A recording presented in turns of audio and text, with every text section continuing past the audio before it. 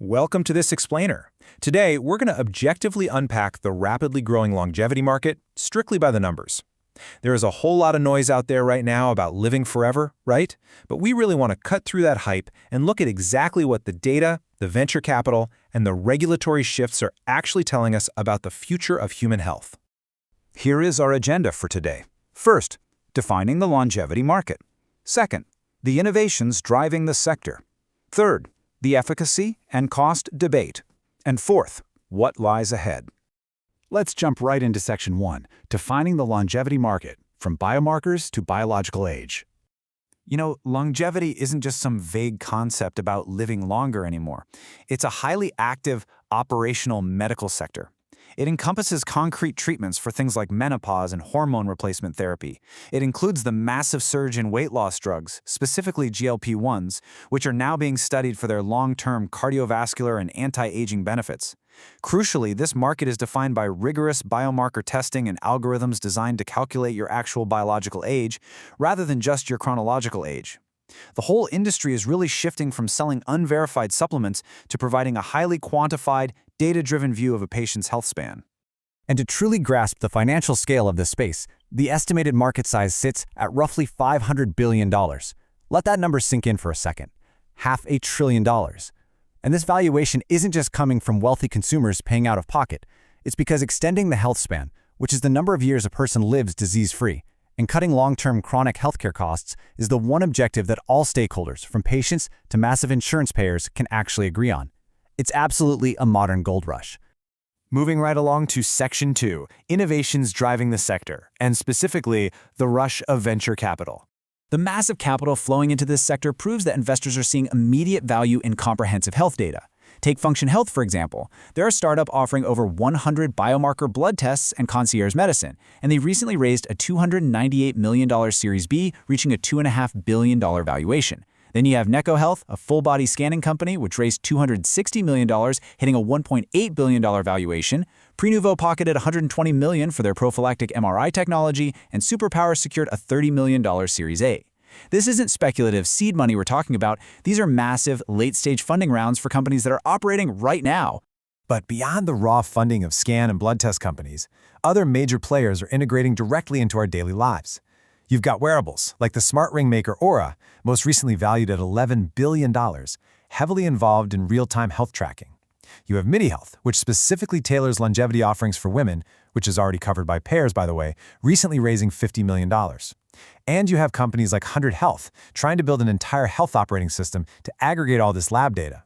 The fundamental takeaway here is that these companies are moving away from handing you a static PDF report. They're aiming to deliver measurable, repeatable, actionable clinical signals that actually change your care trajectory. Which brings us to Section 3, the efficacy and cost debate, hype versus help.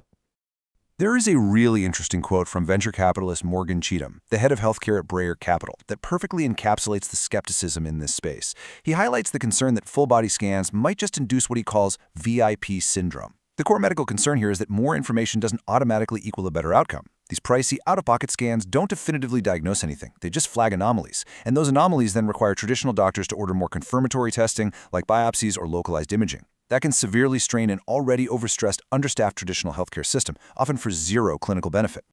To put this into perspective, Cheatham actually experienced this firsthand. He's a healthy 30-year-old guy who decided to try a whole-body MRI, while the scan shocked him by flagging a potential need for a bilateral hip replacement, which is a major, life-altering surgery. But when he followed up with the traditional health system for a full diagnostic, he learned it was just a harmless anomaly requiring absolutely no treatment. This perfectly demonstrates how raw, hypersensitive data without deep clinical context can lead to massive false alarms. So the crucial point is objectively weighing these two realities. On one side, we have undeniable, life-saving early detection successes. Biotech VC veteran Robert Nelson publicly credits a Prenuvo scan for catching his thyroid cancer early, long before he had any symptoms. But on the exact opposite side, you have high-profile lawsuits. Recently, a patient sued Prenuvo alleging the scan completely missed severe signs of trouble in his cerebral arteries, leading to a massive stroke shortly after he was given a clean bill of health. False positives cause anxiety and waste thousands of dollars? Sure, but a false negative that provides a false sense of security? That can be fatal. Ultimately, industry insiders and skeptics agree that the technology is fascinating and potentially game-changing. But, as Cheatham points out, it's a worthwhile experiment, but we need to study it and measure it. Rigorous clinical studies are desperately needed to prove efficacy, and that's uniquely difficult in this sector because definitively proving that an intervention extends a human lifespan takes decades of tracking. We need peer-reviewed evidence showing that these tools actually extend healthy life, rather than just creating a cycle of endless testing. Let's move to our final segment, Section 4. What lies ahead? Government pilots and regulatory shifts. If these tools are ever going to go mainstream, they absolutely need support from the Centers for Medicare and Medicaid Services, or CMS.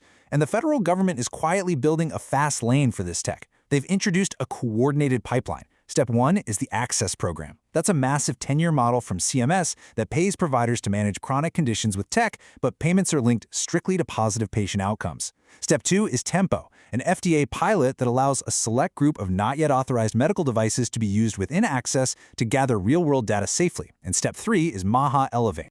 Let's look a bit closer at MAHA Elevate, because it directly targets the longevity market we've been discussing. It is a $100 million, 3-year initiative designed to fund up to 30 pilot programs. What's truly fascinating is what it evaluates. Interventions like intensive nutrition, targeted physical activity, and stress management. These are functional, lifestyle medicines that traditional Medicare does not currently cover. The government is literally putting $100 million on the table to see if funding lifestyle changes up front prevents massive hospital bills down the road. However, the digital health sector must still overcome massive hurdles to actually capitalize on these government pilots. Investors are looking to 2026 as a breakout year, but there are major unanswered questions. We don't yet know the exact CMS fee schedules, meaning we don't know how much these companies will actually get paid by the government. Startups also struggle with incredibly high consumer acquisition costs and massive customer churn because, let's face it, expensive health subscriptions are often the first thing consumers cancel in a tough economy. And above all, programs like Access demand that companies continuously prove positive patient outcomes to get paid, which is incredibly difficult to track reliably outside of a strict clinical setting. Which leaves us with this final thought. As hundreds of millions of venture capital dollars pour in, and as the government lays down tracks with new pilot programs, the industry stands at a crossroads. Will these highly advanced, data-driven longevity tools fundamentally reshape public healthcare and become standard infrastructure for everyone? Or will the high costs and clinical uncertainties mean they remain a concierge luxury for those who can afford to pay out of pocket? It's a $500 billion question, and the data gathered in the next few years will give us the answer. Thank you for joining me for this explainer. Keep questioning the data, and we'll see you next time.